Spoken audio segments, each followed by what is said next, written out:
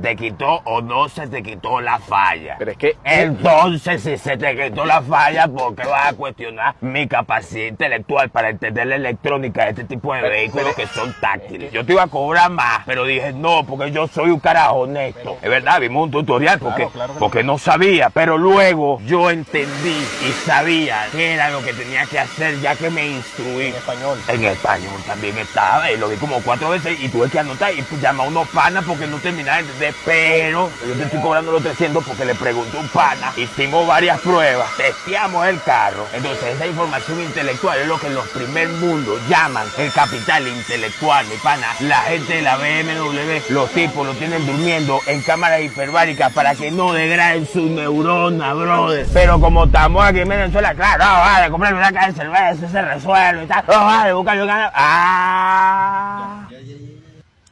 Dale. No,